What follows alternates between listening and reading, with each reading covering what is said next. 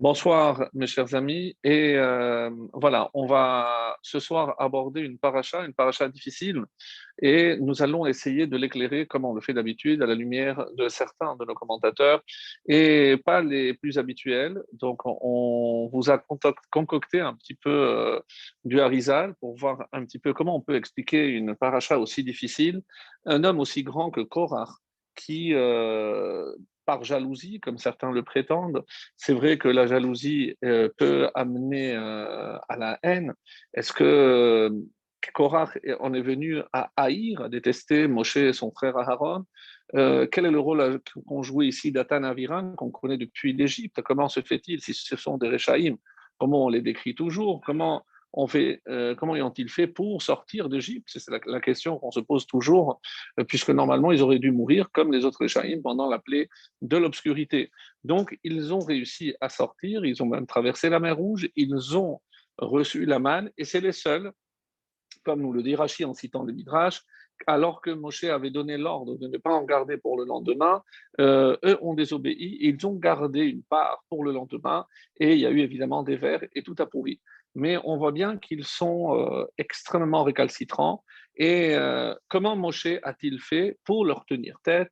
Et on va voir un passage extrêmement gênant où ils refusent, alors que Moshe Rabbeinu les convoque, ils refusent. Et que fait Moshe? Il n'hésite pas à aller lui vers eux. Ça, c'est extraordinaire. Nos Chachamim vont apprendre de la démarche de Moshe quelque chose d'exceptionnel. C'est qu'il faut toujours fuir la marloquette. Et c'est comme ça que c'est rapporté dans cette fameuse Gemara que je vous cite, dans Sanhedrin, Kuf Yud 110. Vaikar Moshe Vayelech Natan Vaviran.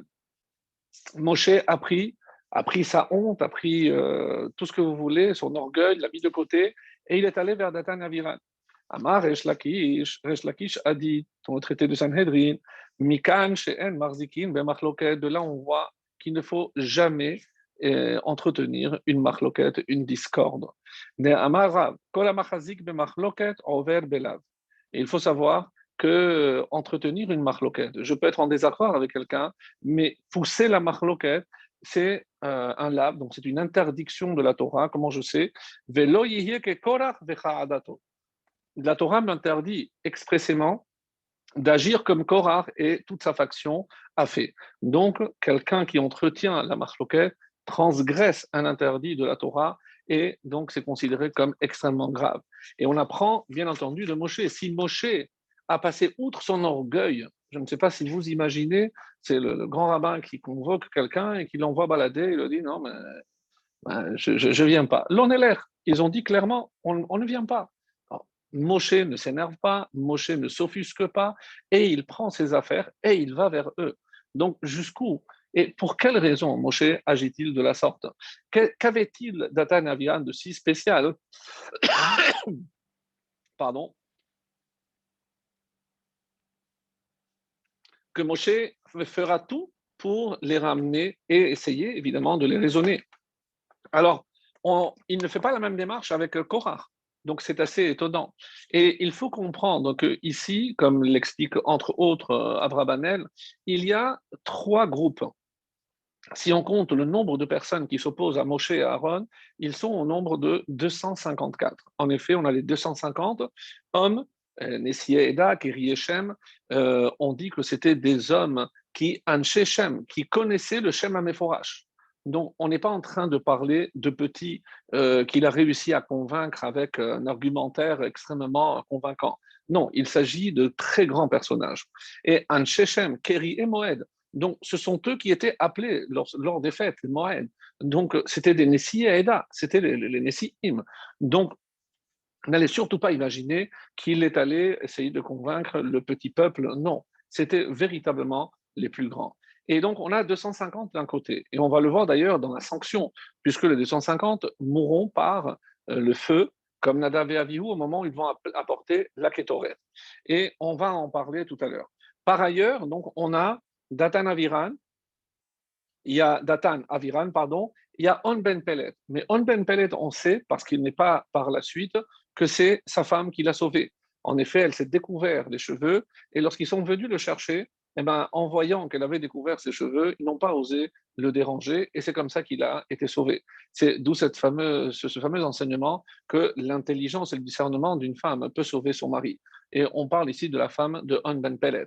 Alors, et encore une fois, un petit détail en passant, donc c'était des hommes qui étaient capables de s'opposer à Moshe, dire que c'était pas lui qui avait pris la décision de nommer Litzaphan ou Aharon, mais qu'à Dieu ne plaise de voir les cheveux découverts d'une femme mariée. Donc assez exceptionnel pour nous montrer un petit peu le niveau de ces hommes. Et c'est comme ça que on peut dire que c'est une histoire finalement de cheveux. Parce que qu'est-ce qui a entraîné malheureusement Korah à cette révolte? C'est lorsque sa femme l'a vu dépourvu de tous les cheveux de son corps. Rappelez-vous que les Lévi'im avaient dû raser tous les poils du corps, et lorsqu'elle l'a vu, pareil, elle fait, mais enfin, mais comment tu t'es laissé faire? Non, mais Moshe aussi l'a fait. Je dis, mais oui, mais c'est pour t'avilir, mais qu'est-ce que ça veut dire? Toi, tu es un Lévi, tu es le porteur de la famille de Kehat qui a mérité de porter le Haron. Comment il... Et ça, c'est d'après une version. Une autre version le dit, qu'est-ce que vous avez appris aujourd'hui? Et c'est la fin de la paracha de la semaine dernière. Qu'est-ce qu'on a appris? C'est que lorsqu'on a un habit de 4 coins, eh ben, il faut mettre des vêtements et en mettant, il faut mettre des fils, pardon, et en mettant 8 fils à chaque coin, il faut que un soit en bleu azur. Et il lui dit, et pourquoi? Parce que le bleu azur nous rappelle la mer nous rappelle le ciel, et le ciel, c'est pour nous rappeler le Rakia, le Kiseh HaKavod, c'est le trône céleste. C'est-à-dire que le talit représente un petit peu un uniforme qui nous rappelle comme une sorte de drapeau, comme une sorte d'uniforme, pour nous rappeler, comme c'est marqué, Ur item auto, usrartem. En voyant auto. C'est quoi auto? C'est pas le vêtement, mais le fil. Le fil, je me rappelle donc finalement de toutes les mitzvot, et le calcul, vous le savez, puisque il y a 5 nœuds à un côté, 8 fils, ça fait 13, et le mot titit avec 2 yud, c'est la valeur numérique de 600. Donc ça fait 613, et c'est une façon aussi de se rappeler toutes les mitzvot. Donc elle dit, et j'ai une question, et si tout le vêtement est bleu ciel, est-ce qu'il faut mettre un fil?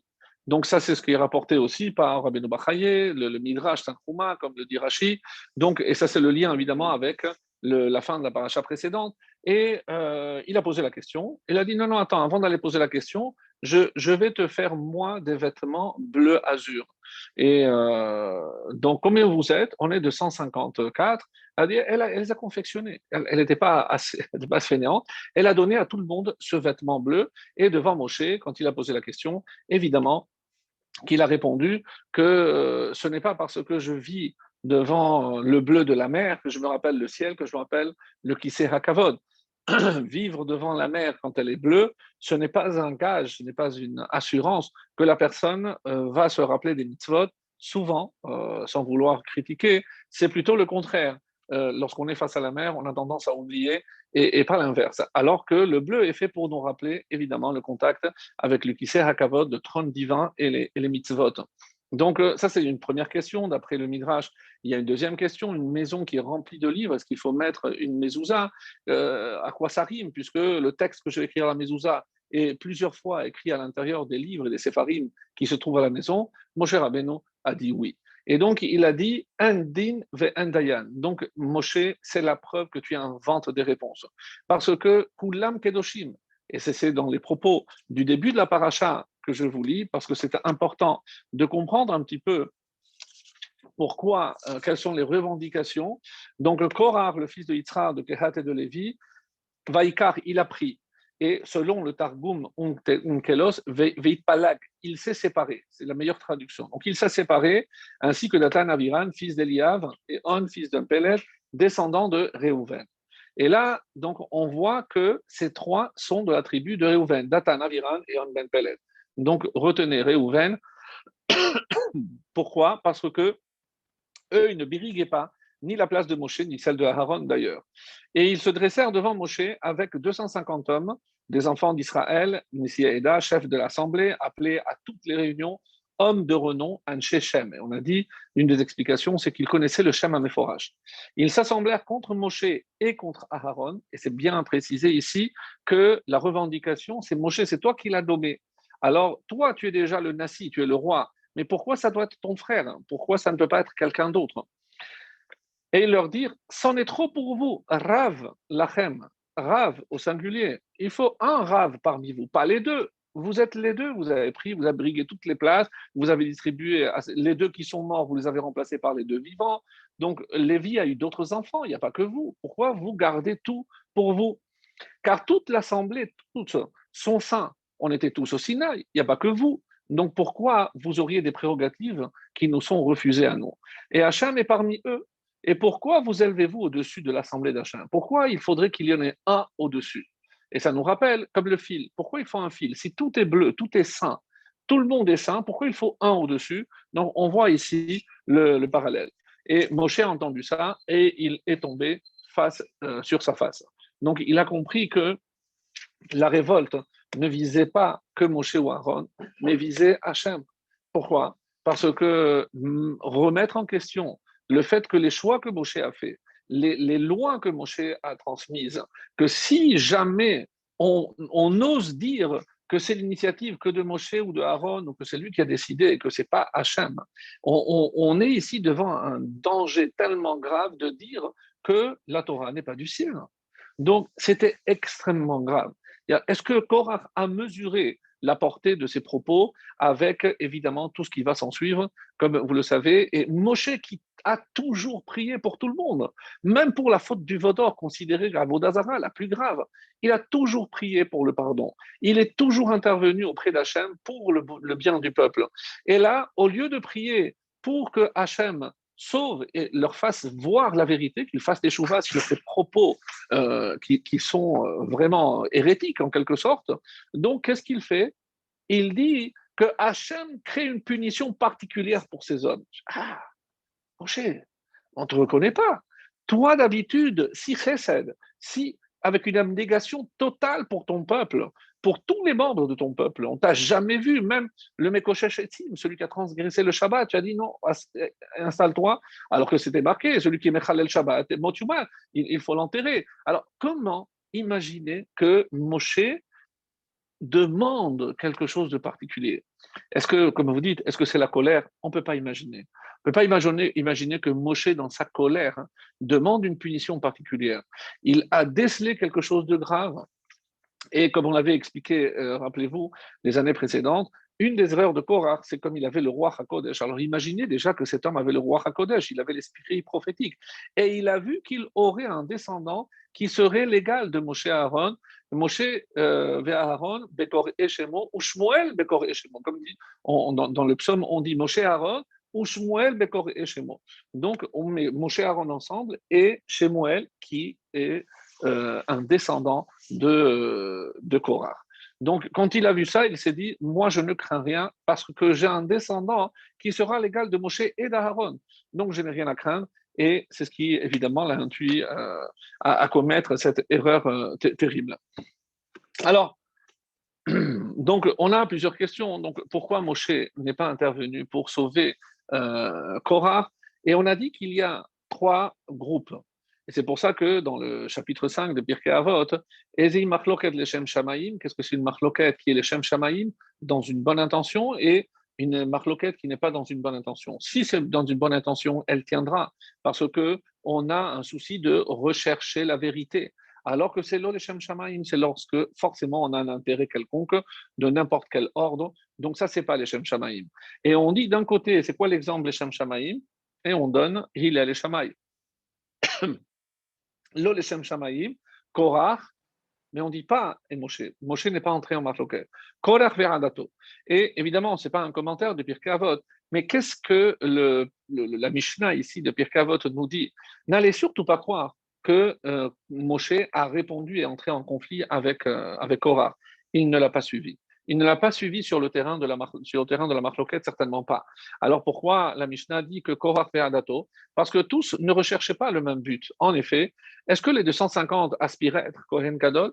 Est-ce que Datan ou Aviran, est-ce que eux, ils prétendaient être aussi un Kohen Gadol, remplacer Moshe, remplacer Aaron? Que Korach veuille remplacer Moshe et plutôt Aaron, d'après le plus grand nombre des commentaires. Donc, mais les 250, qu'est-ce qu'ils recherchaient? Alors, et c'est ce qu'on va ici voir. Donc, tous recherchaient un même but. C'est empêcher Moshe justement de les empêcher de faire ce qu'ils voulaient faire. Mais une partie était le Shem Shamayim. Et on va voir en décrivant la sanction de chacun de ces groupes. Donc, Korah ainsi que Datan Aviran, ils vont être engloutis par la terre avec les enfants. Donc, c'est assez incroyable. Comment imaginer que même les enfants, donc, pourquoi eux seraient coupables de ce que les parents ont fait? Donc, c'est une question assez épineuse. Il y a évidemment des réponses. On ne s'attarde pas pour l'instant sur cette question-là. Donc, je peux dire que Korah recherche les honneurs. Il est déjà extrêmement riche. Quand on dit que pour nous, Korah, et on ne sait pas comment, pourquoi, parce que non ont eu le droit de récupérer de l'argent en sortant d'Égypte que ceux qui avaient été soumis à l'esclavage. Or, Korah de la tribu de Lévi, comme Moshe et Aaron, les cousins, donc eux n'ont rien pris. Pourquoi? Parce qu'ils n'étaient pas asservis. Donc, d'où a-t-il eu cet argent? Il y a un midrash qui n'est pas très connu, que j'ai entendu cette année, assez exceptionnel, qui dit que lorsque ils ont obligé les Juifs à fabriquer eux-mêmes les briques, c'est-à-dire au début, on leur donnait la matière première, donc les briques, et avec les briques, ils devaient construire. Après l'intervention de Moshe et d'Aaron, donc à la fin, dans le livre de Shemot, donc il leur dit maintenant, si vous avez le temps de vous plaindre, alors même le Teven, même la paille pour construire les briques ne vous sera pas donnée. C'est à vous de vous débrouiller. Et ils avaient un quota. Et donc, qu'est-ce qui se passait lorsqu'ils n'avaient pas assez de briques pour construire ce qu'ils devaient terminer jusqu'à la fin de la journée? On allait chercher chez eux leurs enfants et on les remplaçait les briques par leurs enfants. Donc, c'est comme c'est rapporté dans le Midrash. Et qu'est-ce que Korah faisait entre-temps? Korah, qui n'avait pas besoin de construire, s'est dit, tiens, moi, je vais construire des briques, puisque tous les Juifs maintenant ont besoin de briques. Donc, il a commencé à construire des briques et il vendait les briques. Donc, il a profité de la crise pour s'enrichir. Et c'est comme ça qu'on dit qu'il s'est extrêmement enrichi. Donc, ça, c'est une version. L'autre version, on a dit non, c'est que c'est vrai qu'il n'a pas pris les biens en sortant d'Égypte, mais il les a récupérés dans la traversée de la mer Rouge, parce que, rappelez-vous, dans tous les chars, ils avaient mis tous les bijoux. Et Korah, lorsqu'il a vu ça, il n'a pas hésité, il a raflé tous ces bijoux, toutes ces pierres précieuses. Donc, il est devenu extrêmement riche. Donc, le voilà riche, le voilà avec les honneurs. Il est de la famille de Kehat, qui portait le Haron, et malgré tout, il veut encore plus. Donc, il a regardé parce qu'il ne supportait pas qu'il y ait un seul au-dessus de lui, c'était Moshe, ou si on peut dire aussi Aaron. Donc, il aurait été peut-être satisfait s'il était lui le Kohen Gadol, certainement. Mais on va voir que les 250 ne recherchaient pas la même chose. Donc, on a précisé que Datan Aviran ainsi que Ben Peled qui sort finalement de la dispute, donc de quelle tribu ils étaient? On a dit Réhouven. Eux, ils sont venus revendiquer autre chose. Moshe, il y en a marre. Donc, c'est vrai qu'après la faute du Vaudor, mais Hachem a pardonné la faute du Vaudor. Donc, pourquoi Réhouven a perdu son statut de Bechor à cause de la faute de notre patriarche, Réhouven, le fils de Yaakov, qui a changé la couche en la mettant? Et pourquoi il a fait ça? C'est pour ne pas humilier sa mère, Léa. Donc, il l'a fait dans une bonne intention. Il a largement payé. Donc, fini. Au moins que la tribu de Réhouven récupère ses droits d'aînesse, parce que Réhouven est le premier fils de Yaakov Avinu. Donc, eux viennent revendiquer là le droit d'aînesse. Donc, c'est légitime, on entend bien. Et les 250? Les 250, c'était, on nous dit, des Bechorot. C'était des premiers-nés. Quand on a parlé de la faute du Vaudor, rappelez-vous, qui aurait dû être au service d'Hachem? C'était les Bechorot. Et c'est pour ça que lorsqu'on parle des Bechorot, lorsque c'est le premier qui sort de la matrice, il appartient automatiquement au Kohen. Et si les parents le veulent, en tout cas le papa, il faut qu'il paye 5 selaim pour récupérer l'enfant. Donc c'est ce qu'on appelle le pidion. Pidion, c'est le rachat. Donc il reste encore une sainteté particulière au premier-né qui fait qu'il appartient au Kohen. Donc, il y a une part de Keuna dans le Bechor. Alors, viennent les Bechorot et se disent, ça y est, la faute du Vaudor qui nous a fait perdre à nous les Bechorot notre droit d'exercer dans le Mishkan, eh bien, a été pardonné. Alors, peut-être que maintenant, il est grand temps que nous récupérions ce qu'on a perdu. Tu nous as remplacé par les Lévi'im, mais c'est fini. Maintenant, les Lévi, c'est la troisième tribu. Réhouven, Shimon et Lévi. Maintenant, ça nous revient de droit. Alors Moshe, ça suffit. Donc eux ne revendiquent pas une place, eux ils revendiquent simplement redevenir ce qu'ils étaient. Et on dit que finalement, donc c'est Korah veut une chose, Datan Aviran une autre, et les 250, chacun veut autre chose. Et où on voit ça dans la réponse de Moshe, puisque Moshe a parfaitement compris qu'ici il s'agit de trois requêtes différentes. Alors Moshe leur dit, Vaishlach Moshe likro, Shimuna Belevi, Amad Vikan Kivdil, alors il dit comme ça, la Avodat Mishkan, mais ça suffit, vous aussi vous avez eu. Alors, la reine Ata Bechol Atechano Adim Hashem Beharon Mahu, Vaishlach Moshe likro le Datan Vaviran, il les a appelés et ils n'ont pas voulu venir. Et la réponse de Moshe, quand il dit Zot Asu, voilà. Zot Asu Kechulahem Martot, donc c'est quand il demande, pardon, c'est avant.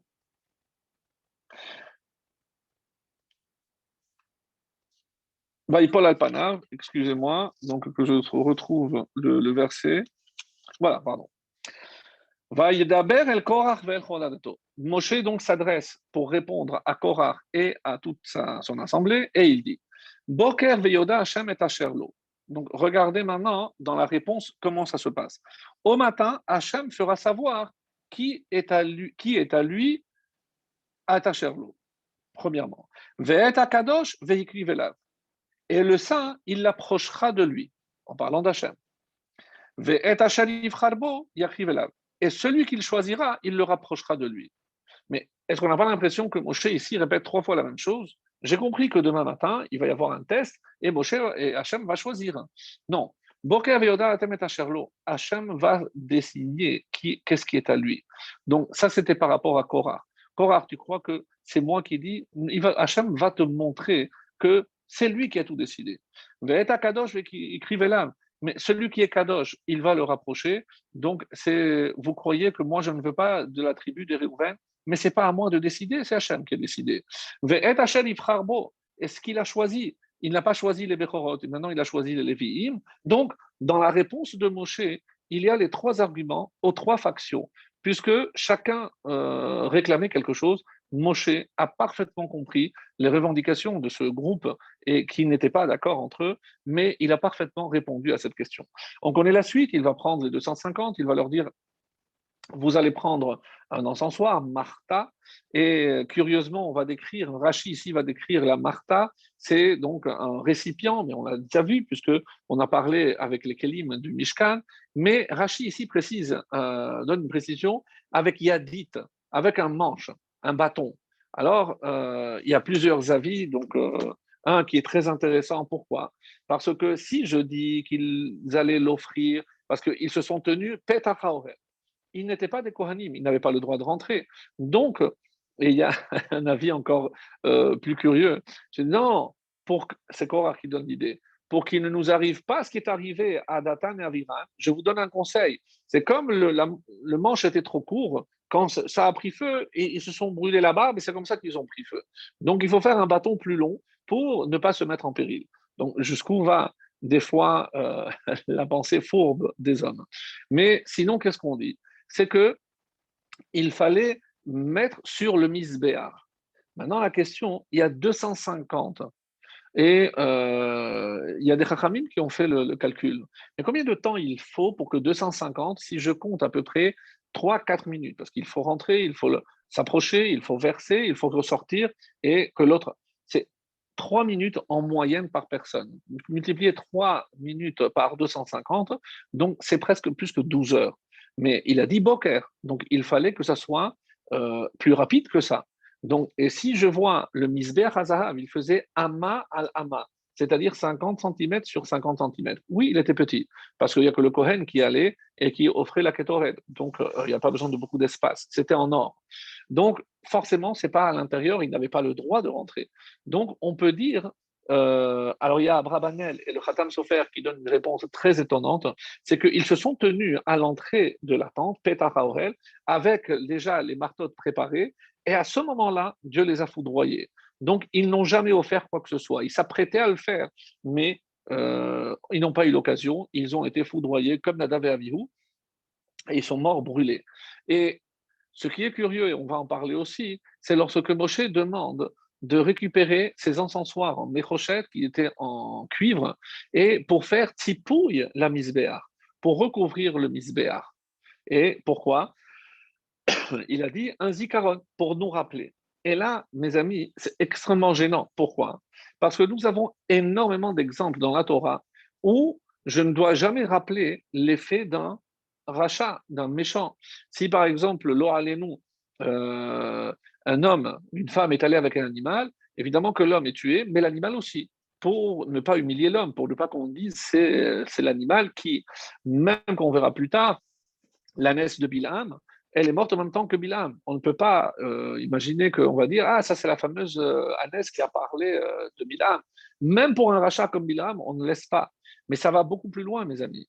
Donc on sait très bien que le Kohen n'avait pas le droit de rentrer avec de l'or le jour de Kippour. Pourquoi? Parce que ça rappelle le veau d'or. Et on ne peut pas imaginer que quelque chose qui vient nous accuser vienne aussi pour nous défendre. Catégore n'a assez sa dégore, comme dit l'Agmara. Donc, je ne peux pas dire une chose pareille. Et il y a d'autres exemples. J'en prends encore un ou deux, mais par exemple, lorsque quelqu'un est passible de la peine de mort, et on, par ce qu'il a, qu'est-ce que c'est? C'est lapidation. Donc, si avec la pierre avec laquelle je l'ai tué, donc après j'ai l'obligation d'enterrer l'homme et d'enterrer la pierre aussi avec. Qu'on ne dise pas, on aurait pu dire, eh ben, si on la prenait, on la mettait chez nous pour nous rappeler, attention, regarde ce qui est arrivé parce qu'il a transgressé le Shabbat. Non, la Torah ne recommande pas ces méthodes. Au contraire, on ne veut pas humilier un homme même lorsqu'il n'est plus là. Donc cette pierre, ou si quelqu'un, comme la Torah le décrit, s'il devait être montré, donc on le pendait, et une fois qu'on l'enterrait, il fallait prendre la corde et l'enterrer aussi avec. Donc, tous ces exemples pour montrer que ce qui a servi pour une Avera, c'est inconcevable que je puisse l'utiliser pour la Kedusha. On est bien d'accord. Et comment Hachem ici demande à Moshe, prends ces encensoirs et ils vont être hôtes, ils vont devenir un vrai signe pour les Bnei Israël. C'est qu'on est forcé de dire, mes amis, que ici, il n'était pas entièrement coupable. C'est 250. Et il y a une marloquette de savoir lorsque Moshe dit Vera Kadosh, c'est seulement celui qui est Kadosh. Et comme on apporte la preuve que le mot Kadosh généralement désigne celui qui est attaché à la vie. Donc quand il dit Hakadosh, sachez qu'il y en aura un seul qui survivra. Tous les autres vont mourir. Et comment ils ont osé aller jusqu'au bout? Et d'après les commentaires, hein, donc que représente le matériau qui est appelé nechoshet, le cuivre? Et c'est comme ça qu'on explique que les trois matériaux essentiels qu'on utilisait pour le Mikdash, c'était l'or, l'argent et le cuivre.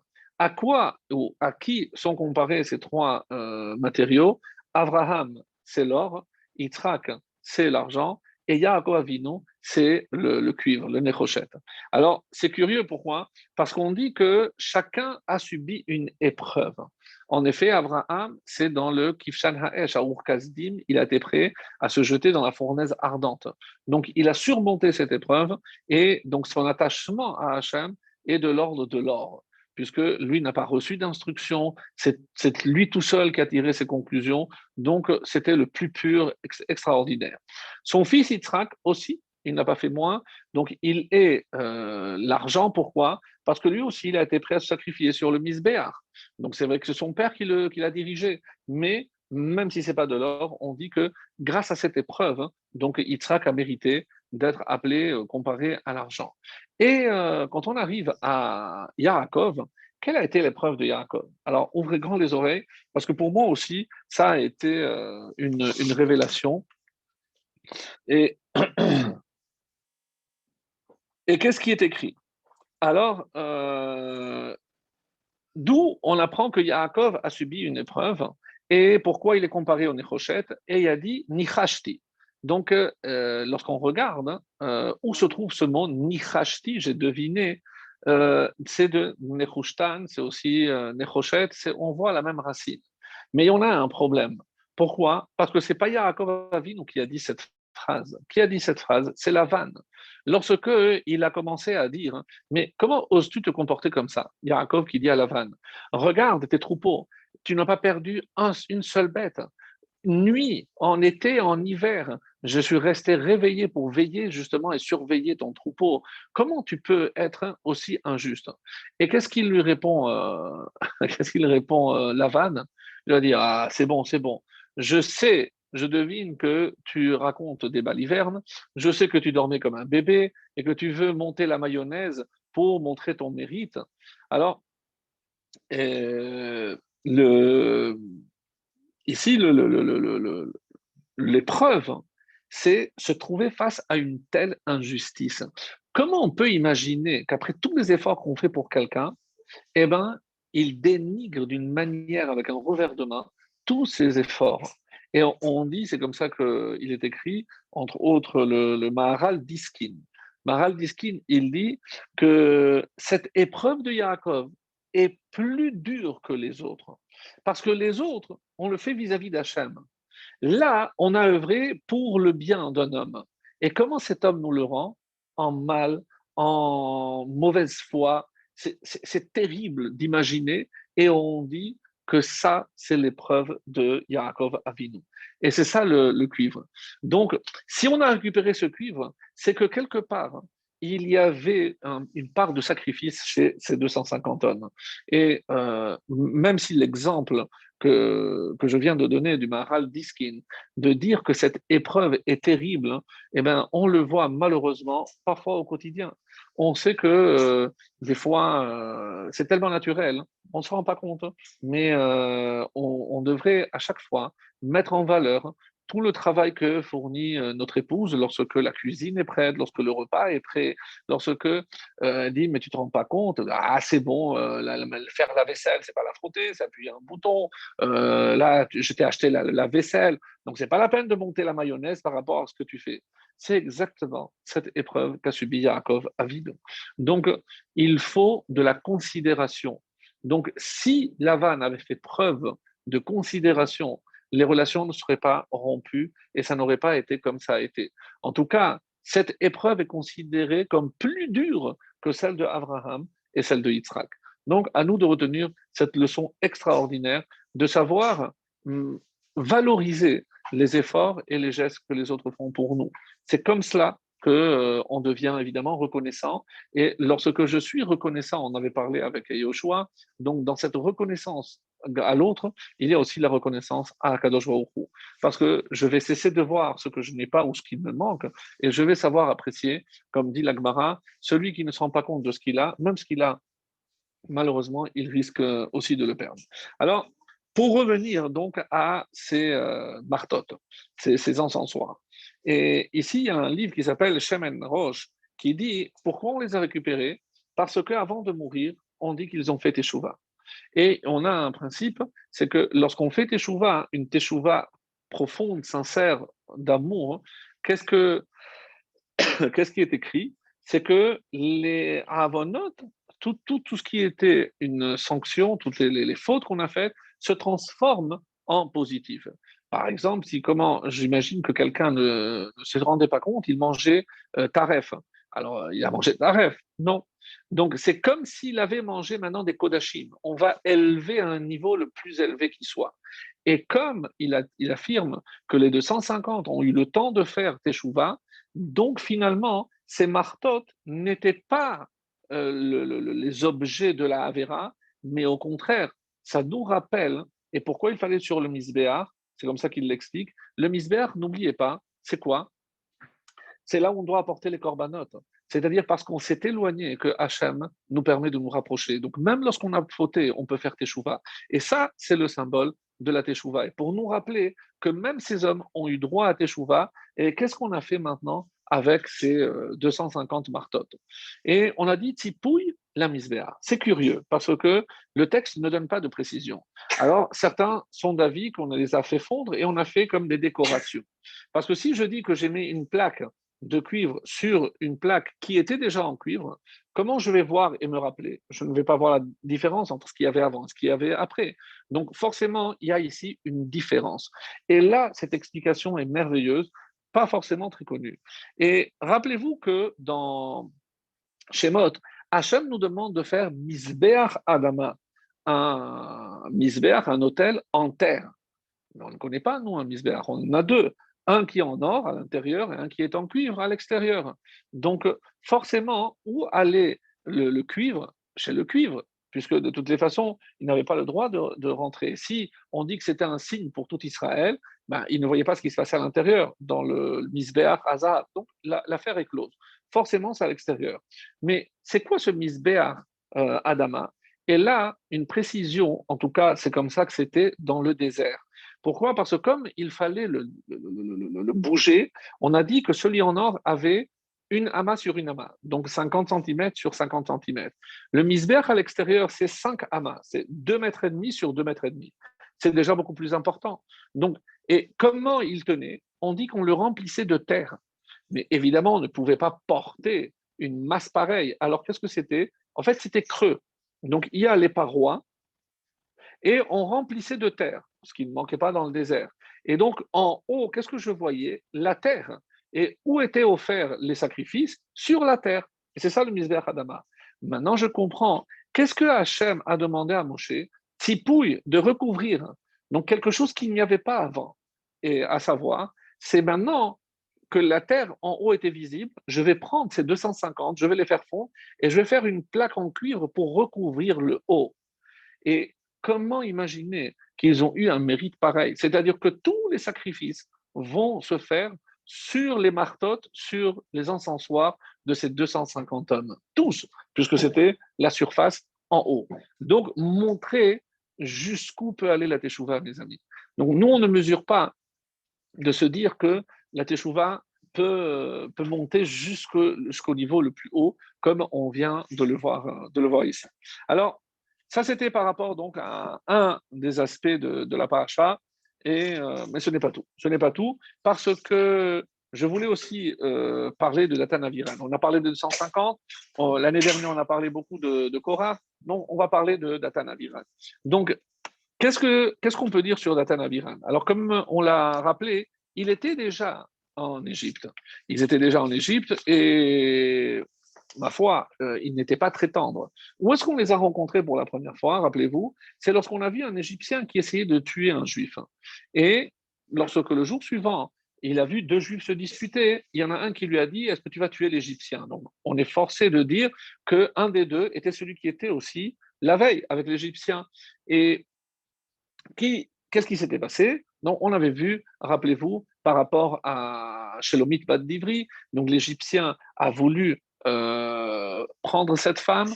Lorsque Datan s'est rendu compte, donc ils se sont disputés, l'Égyptien a voulu le tuer, sur ça arrive Moshe, sauve Datan, et le lendemain, pourquoi il se dispute avec Aviram? Et d'après un avis, Aviram était le frère de sa femme. Et parce il voulait donner le guet, et lui il a dit: mais pourquoi tu vas donner le guet? C'est pas de sa faute. Donc ils sont rentrés en discussion. Alors il y a notre avis qui dit qu'ils étaient eux-mêmes frères, Datan et Aviran. Donc c'est un peu compliqué, puisque alors comment il s'est marié? Alors c'était une demi-sœur. Bon, parce que c'est la tribu de Dan, et eux sont la tribu de Réhouven, donc ils n'étaient pas de la même tribu, donc je ne rentre pas dans ces détails. Donc retenons que c'était deux beaux-frères et qui se sont disputés. Donc, mais ce n'est pas la première fois qu'on les voit, mes amis. Et c'est comme ça que dans Shemot, on dit Anashim. Donc, chaque fois que la Torah parle d'eux, on les appelle Anashim. Donc, c'est des hommes importants. Parce que le mot Anashim n'est pas donné à n'importe qui. Donc, quoi, Datan et Avira, vous êtes sérieux? Plus que ça. Et comme Rashi va le dire, et chaque fois qu'on va voir le mot Nitzavim, et c'est comme ça qu'on va. Rashi dit, Shene Anashim, c'est Datan Aviran. Sifte Chachamim nous dit, pourquoi? Parce que là-bas, c'est écrit Shene Anashim. Et ici, Suruna Me'al Ahole Anashim. Et ici, on voit que c'est aussi Anashim. Donc, chaque fois qu'il y a Anashim, c'est Datan Aviran. Donc, incroyable. Quoi, ils étaient tellement grands. Alors, voilà ce qu'on peut dire à ce propos. Et c'est le Yalkut Réouveni. Donc, les fameux Hébreux est allé pour divorcer de cette femme. C'est le Yalkut Réouveni. Shenitmea minamitri. Vativrach Aisha, Vataged le Aviram. Achiaisha est allé se plaindre auprès de son frère à Aviram.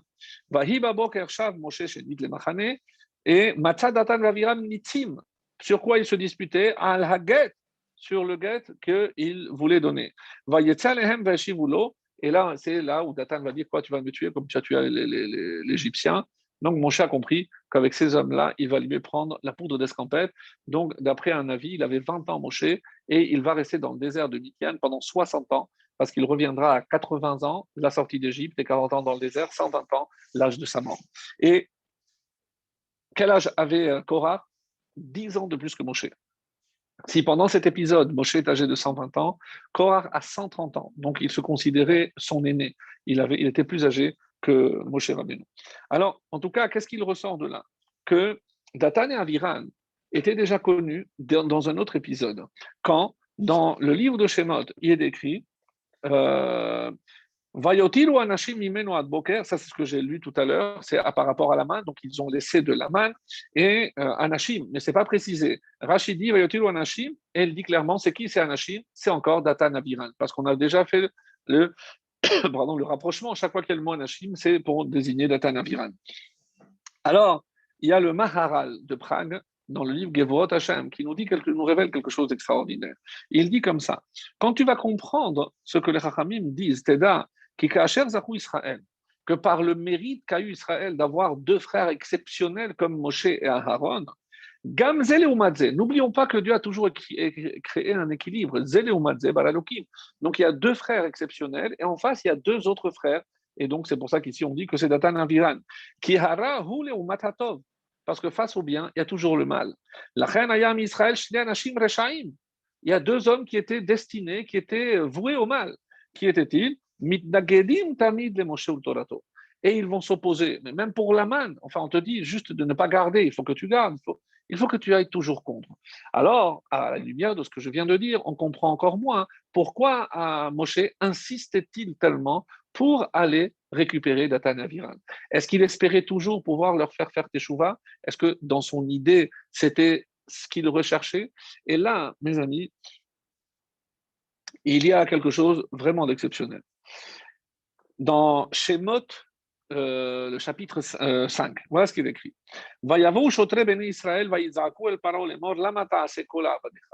Lorsque, comme j'ai dit, maintenant, vous n'allez plus avoir de la paille pour fabriquer les briques, c'est à vous de les fabriquer. Il y a donc les chautrés des Béni Israël, les chotrim, comme aujourd'hui on peut appeler les capots, qui sont venus pour se plaindre devant le pharaon. Mais ils sont déjà massacrés, donc on ne peut pas. Ils ont pris donc la défense. Ils ont pris la défense du peuple juif. Donc on ne sait pas qui c'est, ces chotrim. Et en sortant, ils ont rencontré Moshe Aaron, Nitzavim, Nikratam, Betzetam, et Paro, Vayomeru Alahem. Et là, ils ont laissé éclater leur colère. C'est parce que vous êtes intervenus. Regardez maintenant le mal que vous avez entraîné au peuple juif. Donc maintenant, c'est à eux de fabriquer. Vous vous rendez compte dans quel état vous vous avez mis. Donc,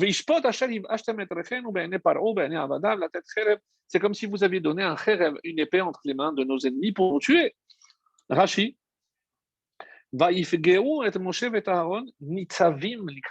Ils les ont rencontrés alors qu'ils se tenaient debout.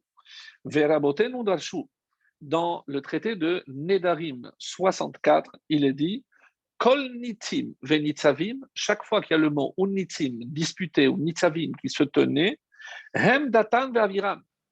Il s'agit de Datan et Aviram. Quoi? Oui. Vedatan ve'aviram yatsu nitzavim petach avolehem. Comme on la voit le voir dans la paracha, on dit que nitzavim, c'est toujours Datan et Aviram. Donc, Moshe a été le témoin de l'intervention de Datan et Aviran pour sauver le peuple juif de ce décret énorme qui pesait sur leurs frères. Ils se sont mis en danger parce que Pharaon aurait pu dire, mais de quoi vous vous mêlez? Vous aussi, allez, on va vous exécuter. Donc, lorsque Moshe a vu jusqu'où Datan et Aviran ont pu aller pour sauver le peuple juif, Moshe s'est dit, ce n'est pas parce qu'on a un différent, nous et eux, que ces hommes sont forcément mauvais. Et ça, c'est une pensée extraordinaire. Quand on demande de juger l'homme toujours, Hevedan, Kol Adam, les Kavzechut, on avait déjà donné cette explication chassidique, Kol Adam, Ne regarde pas le mal ponctuel qu'il a fait. Regarde Kol Adam, parce que c'est évident que par ailleurs, il fait du bien. Regarde comment il se comporte avec toi, Moshe. Mais il s'est mis en danger de mort pour sauver ses frères juifs. Donc tu ne peux pas dire que il est entièrement mauvais. Et comme il avait été témoin, et regardez, parce que je ne sais pas tout, on va aller encore plus loin. Parce qu'on a répondu, on a posé la question, mais comment ils sont sortis? Malgré tout, ils ont refusé de sortir. À un moment donné, lorsque le peuple juif est sorti, et Nevochim Hembaret, le texte dit que Pharaon s'est rendu compte, on lui a rapporté, et ils sont perdus parce qu'ils tournaient en rond, et on le sait, c'était volontaire pour les forcer à les poursuivre, pour qu'ils se noient dans la mer Rouge. Et qu'est-ce qui s'est passé? Regardez. Va, donc, on est dans Shemot, le chapitre 14, le verset 3, un des versets les plus bizarres. Si on analyse, des fois, on n'a pas les yeux pour voir des choses qui sautent aux yeux de façon incroyable. Je le lis. Ve'amar Paro livnei Israël. Et Paro a dit au béni Israël, Nevuchim hem ba'aretz. Ils sont perdus dans la terre. Sagar aleam mamidbar. Le désert les a encerclés. Attendez, je n'ai pas compris. Mais les bénis Israël, ils sont sortis. À qui il parle? À qui parle le Pharaon lorsqu'il dit Va yomer parole li bénis Israël, aux enfants d'Israël? Ils sont tous sortis. Ceux qui ne sont pas sortis, ils sont morts pendant la plaie de l'obscurité. Alors, c'est qui ces bénis Israël?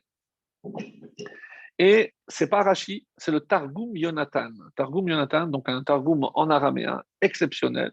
Yonatan ben Uziel, donc de très haut niveau. Vayemar Paro ledatan vela avira. Pardon? Oui.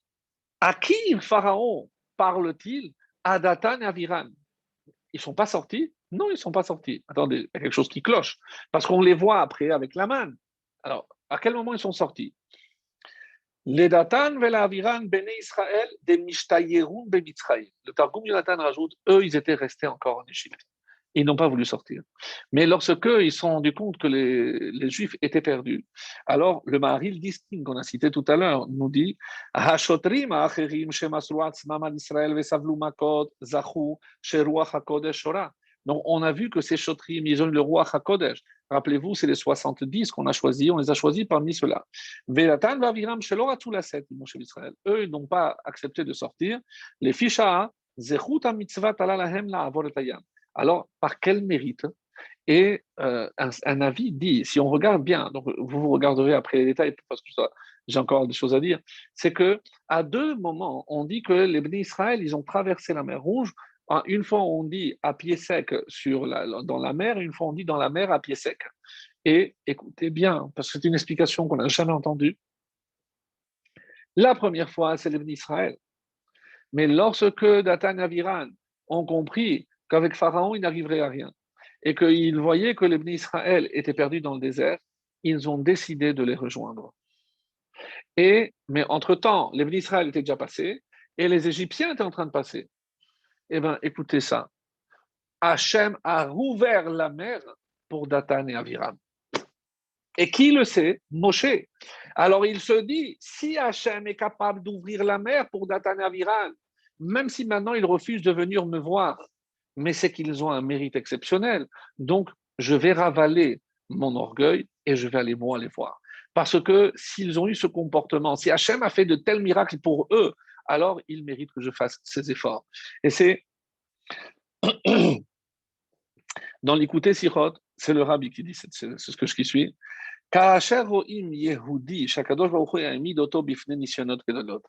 Donc, lorsqu'on voit un juif qui a été mis devant malheureusement des épreuves difficiles, c'est la preuve que Hachem n'envoie des épreuves qu'en fonction de la force de la personne qui devra affronter et surmonter cette épreuve. Et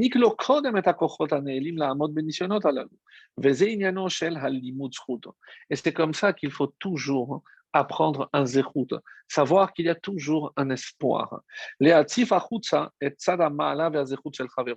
Donc si moi aussi j'étais capable, comme Hachem, de voir le zérout, le bon côté que l'autre a, Savoir que s'il est là, c'est que Hachem veut qu'il soit là. Donc, il a certainement un mérite que je ne connais pas.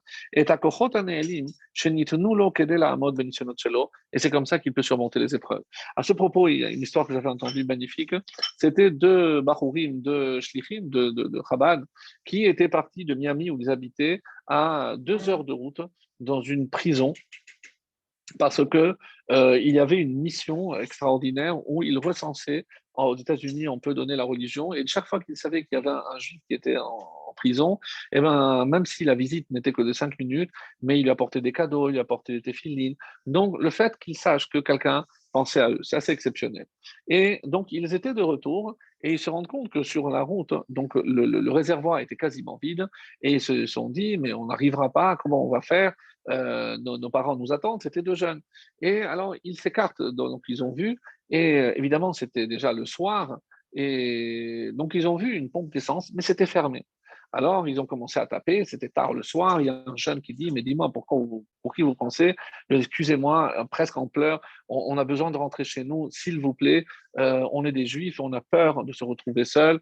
Bon, ils se sont mis en danger. Bon, alors le jeune se rhabille, mais tout, et la mère qui dit, mais vous ne vous rendez pas compte, il faut allumer et tout, et maman, c'est pas grave. Le jeune redescend, il allume tout, il fait le plein, et dit, est-ce que vous êtes pressé? Je dis, pourquoi? Je voudrais vous montrer quelque chose. La vérité, j'aurais dû avoir peur, mais il rentre dans une pièce, hein, et il voit un monsieur âgé de 85 ans, très âgé. Et il dit, papa, les gens que tu attendais sont arrivés. Alors là, stupéfaction, on attendait, mais on ne savait même pas qu'on allait venir, mais de quoi il parle? Et il dit, écoutez, il remonte la manche et il montre les numéros. C'était un survivant de la Shoah. Il a dit, lorsque j'ai survécu, j'ai vu comment on a tué mes parents, mes frères et sœurs. Donc moi, avec le bon Dieu, je me suis dit, je ne veux plus rien qui me rappelle le bon Dieu.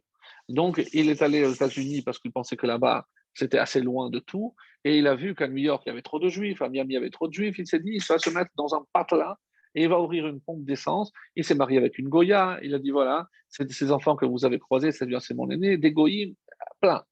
Et il y a 5 ans, je n'arrivais pas à dormir.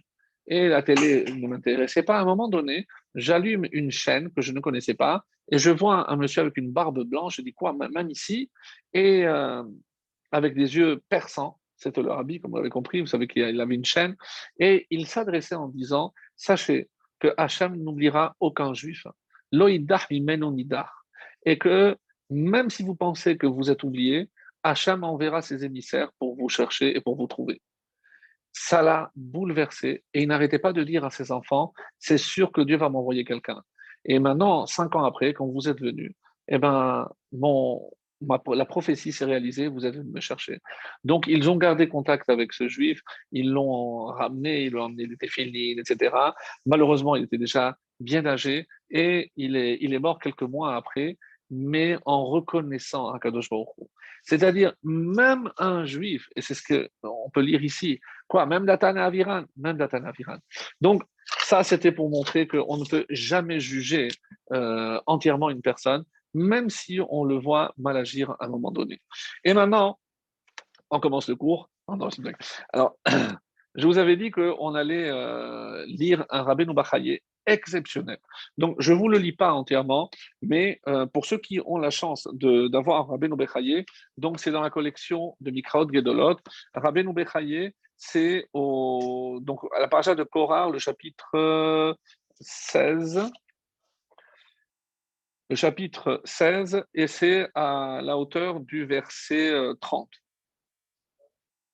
Un long Rabbeinu Bachaye qui nous dit, il a expliqué pendant le Midrash, très très long Rabbeinu Bachaye, d'habitude, il explique tout d'après le Midrash, et il arrive, Ve'omnam, malgré tout, Imbikashnu la halom parasha zo bederech hapshat, yikshe alinu kozot. Même si on voulait véritablement avancer et expliquer cette paracha selon le pshat, il nous serait très difficile. Alors qu'il a essayé de le faire, il a tenté, c'est pas qu'il n'a pas, il a fait. Aval i efshar leholma ki im bederech hakabbalah hane'emana. La seule façon d'expliquer cette paracha, c'est d'après la Kabbalah fidèle, la vraie Kabbalah, les vrais sodotes de la Torah, les secrets de la Torah. Donc, c'est rare que Rabbeinu Bachaye le disent d'une façon tellement ouverte, tellement claire. Et il va dire, et Vehine Romez Remazim. Donc, il faut savoir interpréter les Remazim. Alors, on a dit que par Des, donc c'est vrai qu'il y a Remez, mais ici, c'est des Remez de Sod. Donc, il y a des allusions qui nous ouvrent la voie. Et il nous donne quelques-unes. Timtsa Bedor Hapalaga. Et jusqu'où il faut remonter? Il remonte jusqu'à la génération de la dispersion. Rappelez-vous, qu'est-ce que c'est Dor Apalaga? C'est ceux qui ont voulu construire la tour de Babel et Dieu les a dispersés. Et il dit, où est-ce qu'on voit déjà une allusion? Vaikar Korah, comme on s'est dit dans le Targum, Ve'itpaleg. Donc, il y a un lien entre ce qui se passe dans cette paracha et la génération de la dispersion. Donc, ça, c'est le premier point. Et il va aller encore plus loin. Vetimtsa be'anshe Sedom. Et tu vas aussi trouver des allusions. Je ne vous lis pas tout parce que c'est extrêmement long et je vais à l'essentiel. Donc, il dit que la génération qui a vécu la tour de Babel a été punie, a été dispersée. Donc, ils reviendront avec les Anché Sedom. Et comment les Anché Sedom ont-ils été punis? Rappelez-vous, lorsque ils ont voulu prendre les anges qui étaient venus chez Lot, Hikouba Sanverim, donc ils ont été frappés de cécité. Quelle est la phrase que Datan et Aviran prononcent? Ah, est-ce que tu veux nous rendre aveugles? Donc, il y a plein de détails comme ça. Il dit Ve'etanashim asher pa'et achabait hiku basanverim. Voilà ce qui est écrit pour les Anshe Sedom. Et Anshe Sedom, il y a marqué Anshe Haïr. Ou Parasha Zo. Et dans cette paracha, il y a une allusion très claire dans le verset qui dit Vayakumu, ils se sont dressés, l'ifne Moshe. On ne dit pas ils se sont dressés. Qu'est-ce qu'il dit Vayaraou ilomar al Moshe. Donc, ils se sont dressés sur, contre, mais pas avant. Et qu'est-ce qu'il dit Ramaz Kiayou, l'ifne. Parce que d'où ils viennent de bien avant Moshe. Autrement dit, Moshe a compris que cette génération était une génération qui vient de la dispersion et de Sédom. Et Sédom, ils ont dû réparer la faute de la tour de Babel, ils ne l'ont pas fait, et ils reviennent maintenant ici. Et c'est pour ça qu'on les appelle Shem, parce que c'était des descendants de Shem. Et c'est des hommes de Shem. Nous, on a dit des noms de renom qui connaissaient le Shem forage, mais d'après ça, c'est autre chose. Et Unkelos le dit clairement, Vaikar, Veit Pelig, il s'est séparé. Donc c'est là, il s'est Ramaz Aldor Apalaga, Veiskil Began Beonsham. Qu'est-ce qu'ils disent? Ha'eneha Anashim Hahem Tenaker. Ils disent à Moshe, qu'est-ce que tu as l'intention de crever les yeux de ces hommes? Pourquoi il prend cet exemple? Parce que c'est ce qui s'est passé à Sédom. Tu veux refaire ce qui s'est passé à Sédom. Donc Moshe comprend ici que cette génération était venue pour réparer la faute de l'époque de Noir et la faute de Sédom. Et donc, je ne dirai pas plus. Va'adat kol ne'ebdu min ha'olam, ki hayu reuyim sheya'akru min ha'olam ve'ine kavanat Hashem yitbarach shehu oseh chesed barafim hayta betela bahem. Il leur a donné une dernière chance. C'était la troisième chance de pouvoir réparer et ça n'a pas marché. Ve'al sod ha'inyan hazeh amar, et c'est pour ça qu'il y a marqué tovim hashnayim min ha'echad ve'yizkir acharav ve'achut ha'meshulash, parce qu'il a donné trois opportunités. À trois reprises, ils sont venus et malheureusement, ça n'a pas marché. Donc, pour plus de détails, vous verrez directement Rabbi Bachaye et on va attaquer maintenant la dernière partie, c'est l'explication d'après le Harizal. Donc, j'imagine c'est ce que vous attendiez. Et très très intéressante, mais certains aspects on les avait déjà évoqués, mais pas comme on va le faire maintenant, parce qu'il faut remonter à la fameuse discussion dans Bereshit lorsque Caïn et Hevel se sont disputés. On ne sait pas sur quoi ils se sont disputés.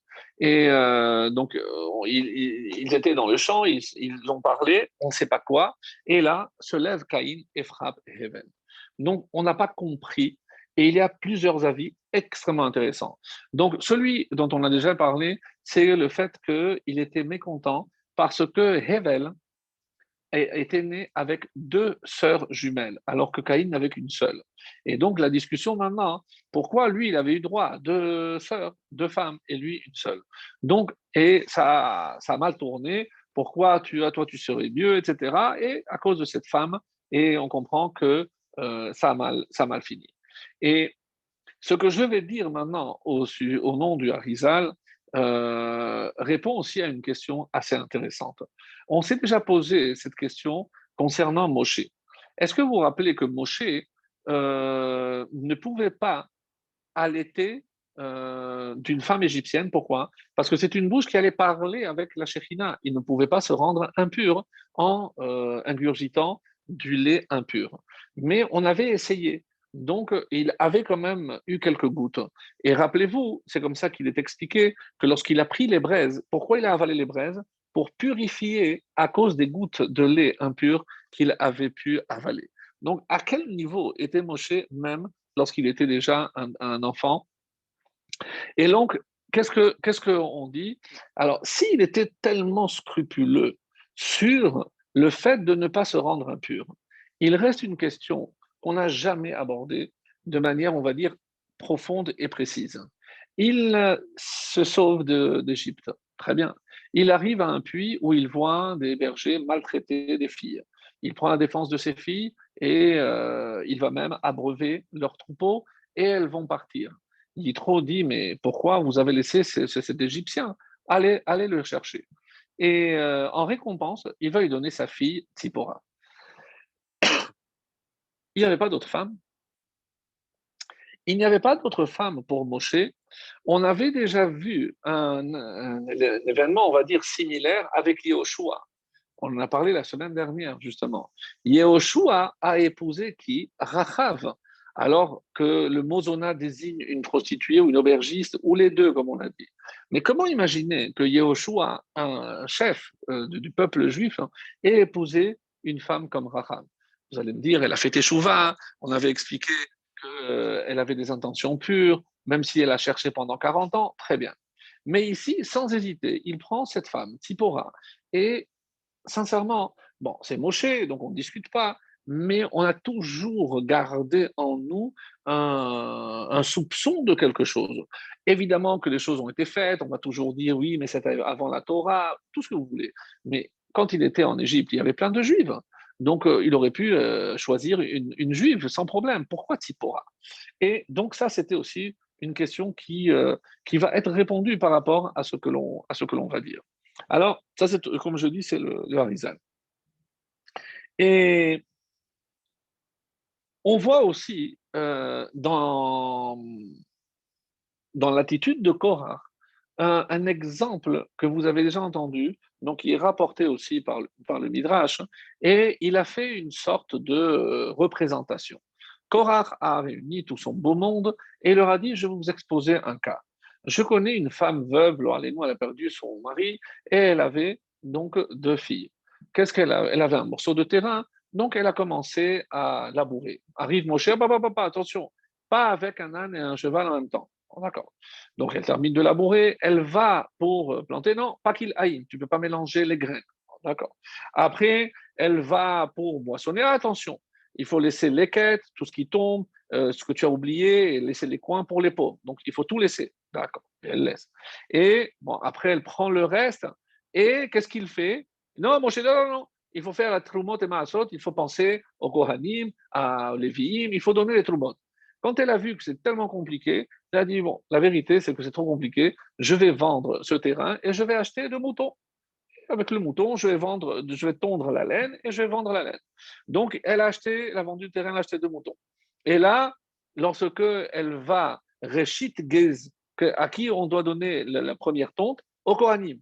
Donc, elle a dit, attendez, mais là, alors, il faut attendre. Elle a dit, si c'est comme ça, elle a eu déjà, le mouton avait eu, la brebis avait eu un petit, et dit, ah, c'est le Bechor, il faut le donner aussi au Kohen. Alors, le Bechor, il le donne, la tonte, il la donne. Elle a dit, bah, si c'est comme ça, moi, je vais faire la shahida, je vais les manger. Elle fait la shahida, Aaron arrive. Attention, il faut donner la keva, les intestins, l'estomac, la joue, toutes les parties pour le Kohen. Alors, Korah dit, mais vous vous rendez compte? Mais c'est pas possible. C'est ça ce que Moshe veut nous faire croire, que c'est ça la Torah. Alors, arrêtons-nous un instant. Ils sont dans le désert. Il n'y a pas de veuve. Personne ne mourait. Alors vous allez me dire, oui, peut-être les explorateurs. D'accord, mais personne n'avait de terrain. Personne n'avait on ne labourait pas dans le désert. Donc c'est complètement hypothétique. Mais il a tellement bien joué le jeu qu'il a réussi à les convaincre et c'est comme ça qu'il les a gagnés à sa façon. Alors, le Shlach HaKadosh, le Shnei Luchot Abrit, il dit, mais c'est pas possible, dans le désert, il n'y a rien de ça. Et c'est curieux, pourquoi il a choisi le sadé, la terre et les moutons. Il aurait pu sortir d'autres exemples. Par exemple, que s'il y avait des animaux, etc., ou d'autres exemples. Pourquoi précisément cela? Et là, on va expliquer, toujours d'après le Shlach HaKadosh, qui cite le Harizal, et aussi on trouve cette explication selon le Rabbi Chaim Vital, l'élève du Harizal, le Shlach HaKadosh, et tout ce que je vais dire à présent, c'est un petit peu tout ce qu'on a dit.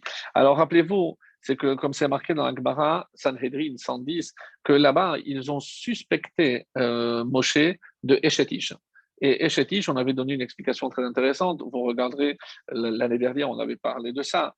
Mais c'est pour montrer à quel point on soupçonnait Moshe de tout, pour éviter que, ils ont sorti une rumeur, pour éviter que les femmes aillent demander, poser les questions à Moshe, parce qu'ils ne faisaient plus confiance aux réponses de Moshe Rabbeinu. Et là, on arrive donc à Caïn et Hevel, parce que tout a commencé précisément chez Caïn et Hevel. Donc, lorsque on a dit que l'une des réponses, c'était parce que à cause de cette fille, à cause de la deuxième sœur. Et quand Caïn a peur parce il va être tué et Lémer, c'est celui qui va finalement venger et Caïn va mourir. Et on dit que Shivatayim Yukam, il se lèvera 7 fois, ou tous les 7 ans, ou tous les 70 ans, ce sont différentes explications.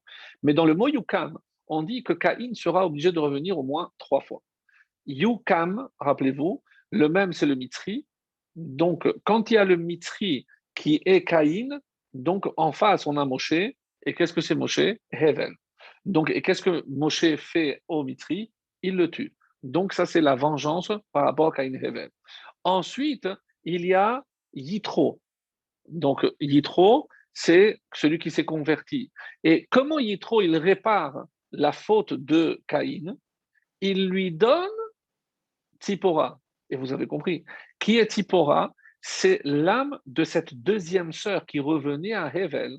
Donc, du coup, maintenant, Moshe récupère ce qui était son dû en tant que Hevel. Et c'est comme ça, par exemple, que Rabbi Chaim Vital dit. Et pourquoi ces 3 fois?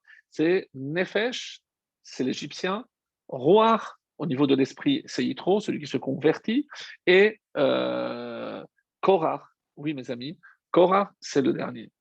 Korach, c'était Caïn. Et donc, on comprend maintenant cette opposition entre Caïn et Moshe. C'est le dernier épisode de la guerre, oui, de la guerre entre Caïn et Hevel. C'est incroyable. Et là, la seule façon de réparer la faute de Caïn, et c'est pour ça qu'il dit, c'est pas parce qu'il était jaloux, c'est pas parce qu'il y a la marloquette. D'après cette explication du Harizal magnifique qu'on retrouve aussi dans le Shlach HaKadosh, et parce que rappelez-vous que comment ils s'étaient répartis, il y en a qui disent que la dispute c'était par rapport à la répartition. Comment ils se sont répartis? Caïn a pris la terre, Adama, et Hevel a pris les animaux, ce qui est au-dessus. Ça vous dit quelque chose, la terre et les animaux. C'est l'exemple de Korah. Qu'est-ce qu'il a dit? Il y a la terre et après les animaux. Et pourquoi ces deux-là? Parce que c'était la source de la dispute. J'explique. Et il y a un livre magnifique qui s'appelle Sefer Imre Shefer du Rav Kluger, qui cite un Rakenati, un kabbaliste magnifique.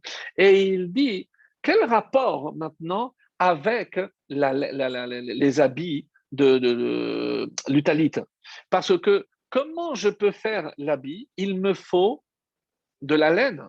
Mais Caïn, qui avait la terre, n'avait pas de laine, il n'avait que du lin. Et c'est pour ça qu'apparemment, il a offert que du lin. Et Caïn, lui, donc, il ne pouvait pas offrir plus. Et quand il a dit, mais comment je vais faire maintenant le talit? J'ai besoin de la laine. Donc, on ne peut pas répartir le monde comme ça. Et le Sefer Imre Shefer, il ne répond pas au deuxième exemple du Sefer Torah. Mais comme on est intelligent, on peut le déduire nous-mêmes. Parce que pour écrire un Sefer Torah, De quoi j'ai besoin? Si je dis que Caïn garde la terre et que Hevel garde les animaux, sur quoi je vais écrire j'ai besoin du parchemin, donc j'ai besoin des animaux. Donc sur quoi ils discutaient? On ne peut pas répartir le monde. Toi, tu prends le bas et moi, je prends le haut. Sinon, on ne pourra pas faire les mitzvot. Il faut qu'on reste ensemble. Ah non, on a décidé comme ça, tac, tac, sans discuter. Maintenant, on retrouve la même discussion entre Moshe et Korah. C'est Hevel et Caïn. Sur quoi ils discutent? Sur le talit, à cause de la laine, donc comme Caïn et Hevel. Pour le Sefer Torah, à cause du clav, parce que j'ai besoin de la peau des animaux. Donc tout rentre magnifiquement bien. Et je comprends, à la lumière de ces explications merveilleuses, que ici, on n'a vraiment pas une vision d'ensemble. Et quand Rabbeinu Bachaye disait qu'on ne peut pas expliquer d'après le Pshat, parce que imaginez que Korah, c'est une question juste de statut, parce qu'il cherchait, évidemment que c'est beaucoup plus profond que cela. Et maintenant, tout rentre parfaitement dans l'ordre, parce que finalement, c'est comme ça qu'il fallait réparer la faute de Caïn. Et il y a un autre, parce que ça, c'est la cerise sur le gâteau. Donc, il y a aussi, qu'est-ce qui a marqué? On dit que, alors, je ne l'ai pas noté parce que je n'ai pas eu le temps, et par rapport à une phrase où euh, je la donnerai plus tard, parce que c'est vraiment dommage de perdre le temps, et c'est surtout que je ne me rappelle pas, je ne vais pas perdre de temps à chercher. Mais il y a dans une phrase que Korach dit, si je prends les dernières lettres de 4 mots, je trouve Chet, Bet, Resh et Nun. Chevron. Qu'est-ce que Chevron vient faire ici? Et là, je ne sais pas vous dire si c'est le Harizal, parce que je ne me rappelle pas, parce que je l'ai lu, mais je n'ai pas noté tout de suite. C'est que si je prends les 3 Avot, Abraham, Yitzhak et Yaakov, je sais que la tribu de Lévi était la troisième. Donc je prends la troisième lettre de Abraham, c'est Resh. Yitzhak, la troisième lettre de Yitzhak, c'est le Chet. La troisième lettre de Yaakov, c'est le Kouf. Donc dans l'ordre, Kouf, Resh de Abraham et Chet de Yitzhak, j'ai le mot Korach. Korach est formé de la troisième lettre des 3 Avot, parce qu'à la fin des temps, mes amis, Korach va se réveiller et Korach va venir et il va prouver donc sa grandeur. Mais dire que Korach va revenir, c'est dire que Caïn aura fait échouva et il retrouvera son frère perdu, Hevel. Donc, j'ai trouvé que on traverse une paracha pareille et on voit comment tous les événements concourent pour montrer que tant qu'on n'a pas réparé cette faute, eh ben, ça peut expliquer pourquoi Yosef est vendu par ses frères, pourquoi il y a encore cette haine entre nous. C'est quand Caïn retrouvera Hevel, ce sera évidemment la vraie fraternité. Ce que je nous souhaite, malgré les événements que l'on vit ici en Israël, avec les élections, etc., ne pas oublier que tous les Juifs, on est des frères, que Hachem éclaire les yeux et le chemin de tous les Juifs, hein, pour qu'on retrouve cette paix fraternelle entre Caïn et Hevel. Et c'est ce qui nous apportera, Bezrat Hachem, très très vite, le Mashiach Tzidken. Excellente soirée.